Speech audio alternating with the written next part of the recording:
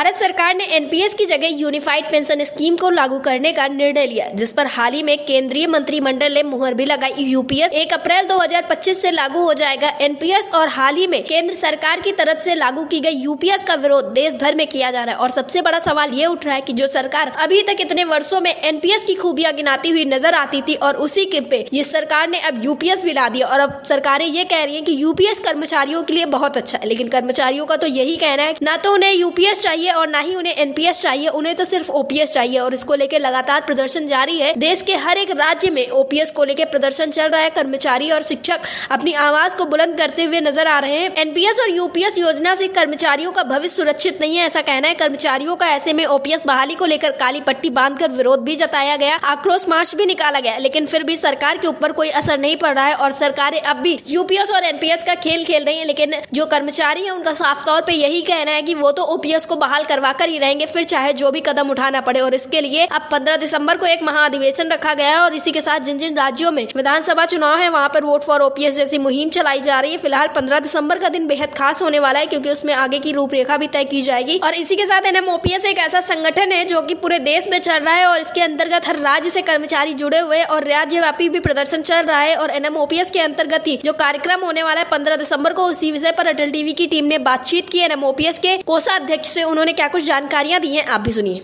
रामांजलि जी, आपका हमारे चैनल अटल टीवी पे बहुत बहुत स्वागत है। मैडम बहुत धन्यवाद मैडम, बोलिए मैडम। रामांजलि जी, जैसा कि ओपीएस को लेके लगातार संघर्ष जारी, हर एक राज्य में इसको लेके कार्यक्रम किया जा रहा है और जो शिक्षक और कर्मचारी हैं वो पूरी तरह से काफ़ी ज़्यादा ये कह रहे हैं कि उन्हें ना तो एनपीएस चाहिए और ना तो उन्हें यूपीएस चाहिए, उन्हें तो सिर्फ ओपीएस चाहिए। और इसके आंदोलन में हमेशा देखा गया है कि जो सभी कर्मचारी हैं काफ़ी ज़्यादा उत्साहित नजर आते हैं। तो इस पर आपका क्या कुछ कहना है, किस तरह से आखिर आप लोग ओपीएस बहाल करवाएंगे?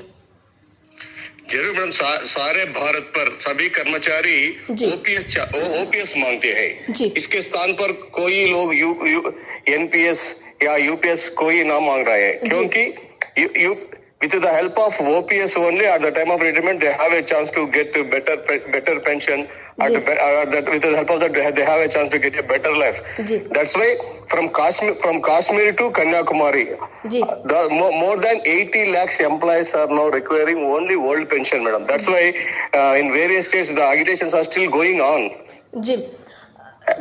जी रामानंद जी, ऐसा भी देखा गया है कि जो कर्मचारी हैं वो लगातार ओपीएस की मांग कर रहे हैं, लेकिन जो सरकार अभी तक एनपीएस की खूबियां गिनाती हुई नजर आई थी, अब वही सरकार यूपीएस की खूबियां गिनाती हुई नजर आती है।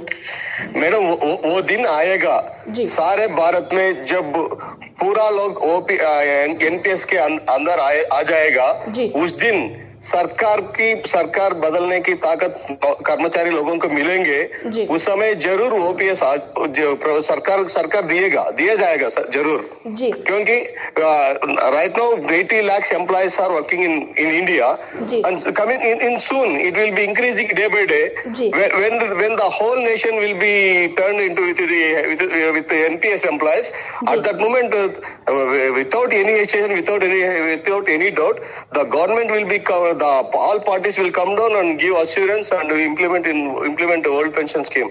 As the result of that, in Telangana, in Karnataka, Rajasthan, Chhattisgarh and Himachal Pradesh, the Congress government has given assurance and came into the ruling party.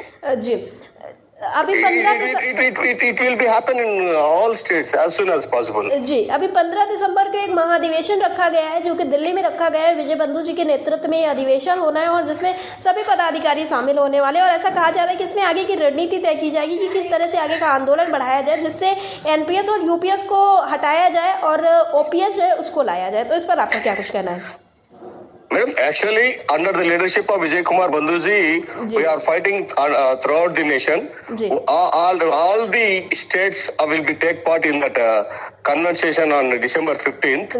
All the states will be participate in that. We have only one demand. We want only old pension scheme, nothing else. We don't want to support. We don't want to accept NPS or UPS, whatever it may be. Just as it is, हुबहू OPS चाहिए। इसके अलावा हम लोग कोई नहीं स्वीकार करते और नो मांगते हैं। जी, अटल टीवी से जुड़ने के लिए बहुत बहुत धन्यवाद सर। Thank you.